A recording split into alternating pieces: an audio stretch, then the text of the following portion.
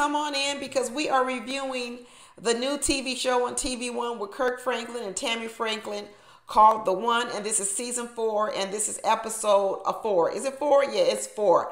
Y'all, I really love this episode.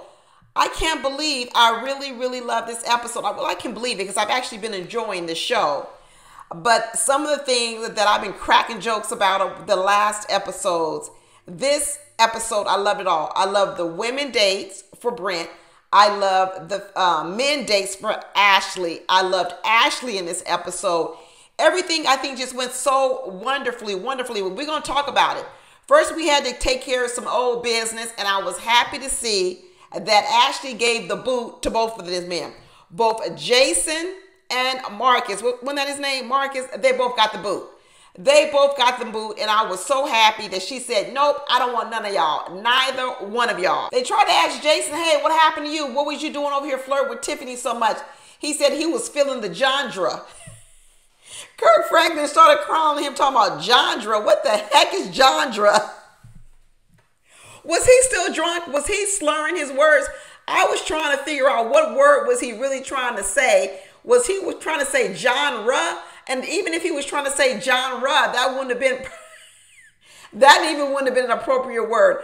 I don't know if he was drunk or if he's just inarticulate. Which one is it? And then when they tried to ask Marcus, when you saw him messing up, Jason acting a fool out here drunk, what would you think? He said, oh, I realized I didn't have to do nothing but sit back and do nothing. Wrong answer, a wrong answer. He thought that if he just didn't do anything, his strategy was then he would be the one that would get chosen by default. But Ashley had a little surprise for both of them and said, nope, that's okay. I don't want either one of you because you both are clowns.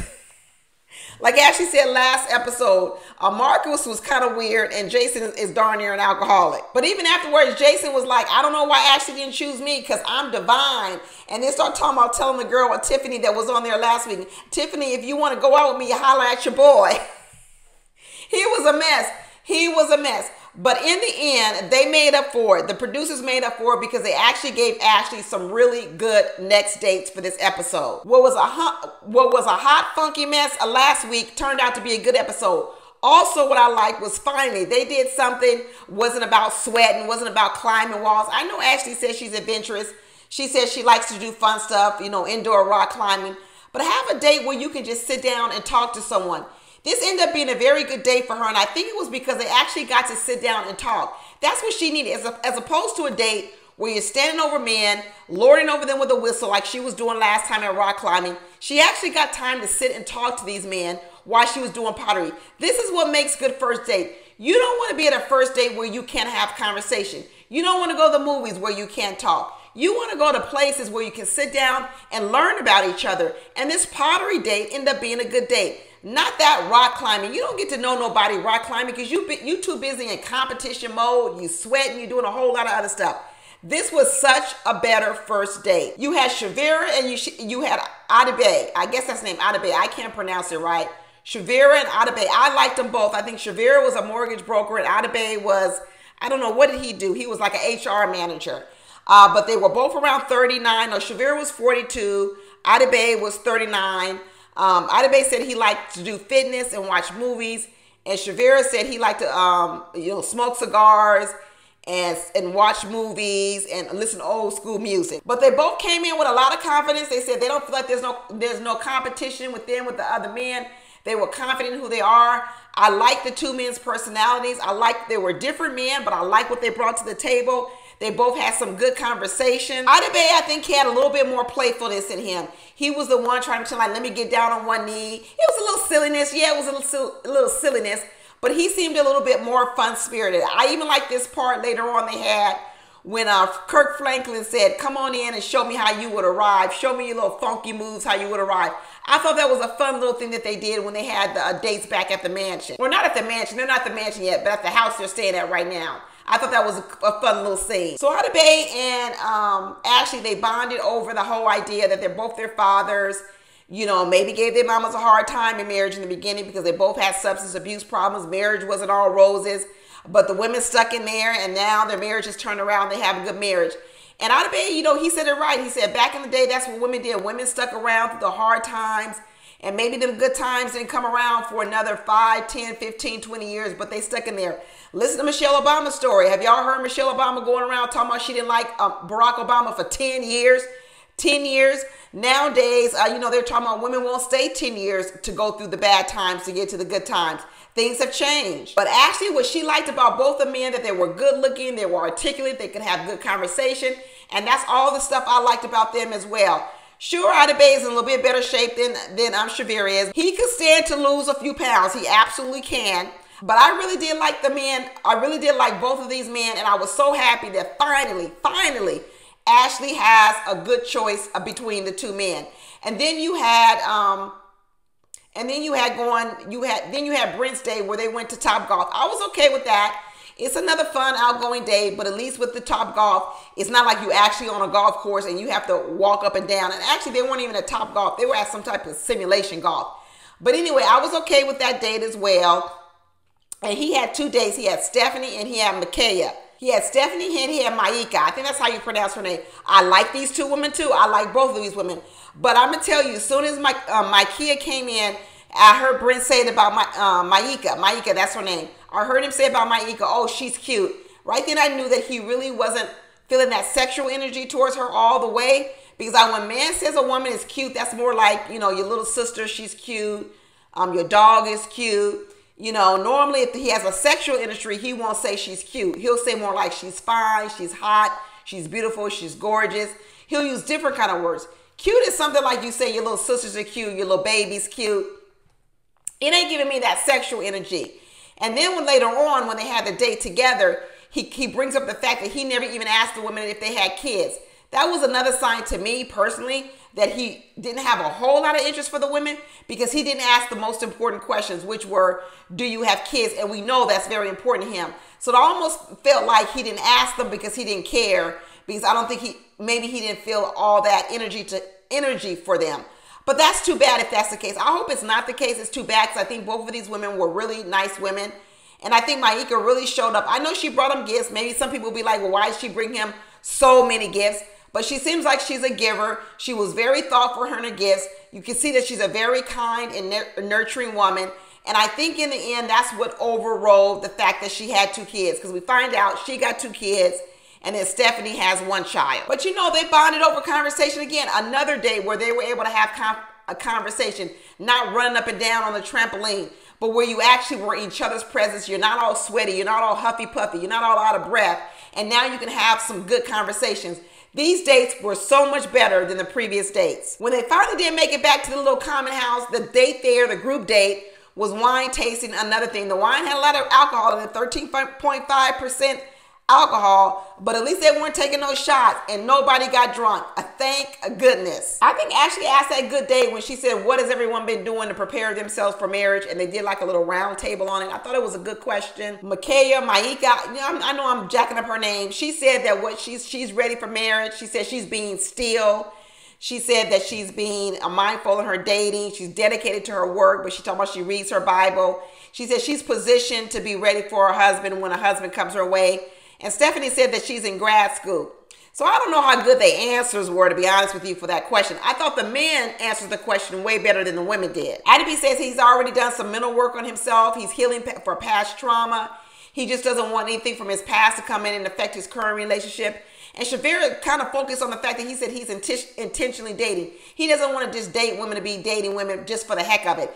And it's so funny because when he started mentioning that, he doesn't know what's going on in our culture, and basically mentioning black men, where men are out here being single and dating for 40, 43, and 50 years old and not choosing a bride. I was thinking, oh my God, he is putting Brent down over here, because that's who Brent is. 43 years old, still not choosing a bride. And I think Brent felt some kind of way, because after Shavira said that, next thing you know, Brent's on the TV screen complaining, talking about they taking up too much of the conversation.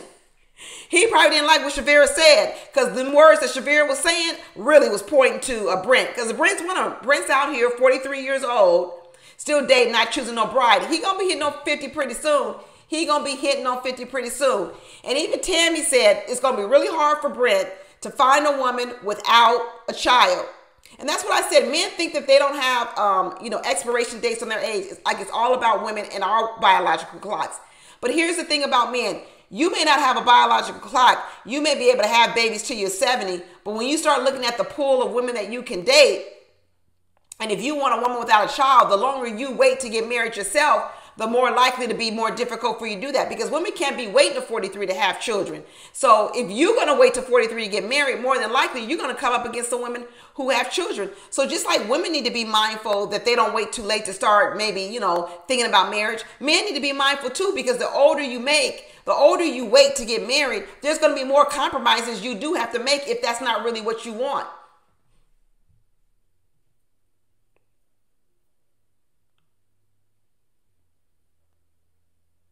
But he got to have some one-on-one dates with Stephanie. Stephanie's skin is flawless. Did y'all see her skin? I'm going to tell you, her skin is flawless. She says she eat everything, pork and everything, steak and potatoes. Maybe that's why her skin is flawless. Because her skin looked very, very pretty. But I don't think that Brent was too turned on by that. I think he thinks he's into fitness, or not thinks, but he's so much into fitness and probably like a clean, like living. Although he was talking about his favorite meal is lemon pepper wings, watching the 49ers game. So he does eat some fried food, because lemon pepper wings are fried. And when he started talking about Stephanie with her kids, he says, I don't want no baby daddy drama. I can't stand that. Do you got any baby daddy drama? And Stephanie was like, I can't guarantee you. I do got a baby daddy and we do co-parent. But she didn't answer that definitively no. And I think that's what ended up shooing him off. That and the kindness and sweetness of Micaiah made him choose her in the end and not Stephanie. Stephanie went home. He chose Micaiah because I think out of the two, he felt she was the best choice. But do I think he's completely attracted to her? I don't think so, y'all. Only because he called her cute. This is where I feel so sad that women like her may lose, I don't want to say may lose out, but people will overlook her. Here's a woman who's kind, considerate, caring, and looks like she would be a wonderful wife to some man, really dedicated to being that. But yet I can see that, men like Brent would overlook her because maybe she's got 2 kids, or maybe she isn't necessarily in the best shape. I don't know. I just wish, I know we don't want to feel like we got to fix everybody, or we don't have to feel like we have to help improve people, or iron sharpen iron as you invest in your mate. But everybody's not going to come to a marriage or relationship perfect. And I don't think there's anything wrong with you choosing a person who has the majority of things that you want, but then maybe there's an area you want to work on her with. Like Micaiah, I look at her as being such a nice person. She really looked like a really nice woman. Sure, she's not in the best shape, but is that something, if you're a fitness guy and you're into fitness, you're darn near a personal trainer, why couldn't you want to work out with her and say, hey, you know what? She's got everything else I like. Maybe I just want to, maybe I'll work out with her or something. I don't know. I just feel like nowadays everybody wants everyone perfect, already there. They don't want to do any work, invest in each other. They want it sort of like ready-made. But all the men were really, really feeling Ashley. I'm going to tell you, Ashley was looking good at that dinner. That dress was fitting nice. It was cute. It was sexy. I love this part of Ashley that we saw today. We saw the serious side of her, but combined with the fun side. We saw some of her, we know she's athletic. We know she likes to do things outdoors, but we also saw this part of her being able to come through where she could be feminine. She could be a lady. I really like seeing that part of her. I like that we didn't just see one side of Ashley. So like I said, I really did enjoy this episode. And in the end, Ashley did good. She said, you know what? I want both of these men to continue on to the mansion, which I'm happy about. Since she didn't choose any from last week, it's nice that she got to take these 2 men into the mansion. She said she loves the way Shavira communicates. She loved the way Adobe, the way that they had things in common with maybe their background with their fathers and different like that. And remember, he sang him a song. He's from Nigeria. He's a charmer. He is definitely a charmer. But all in all, it was a good episode. What y'all think? Did you like the episode? And what did you think about the dates, the men and the women? But that's it for now. I'll talk to y'all later. Bye.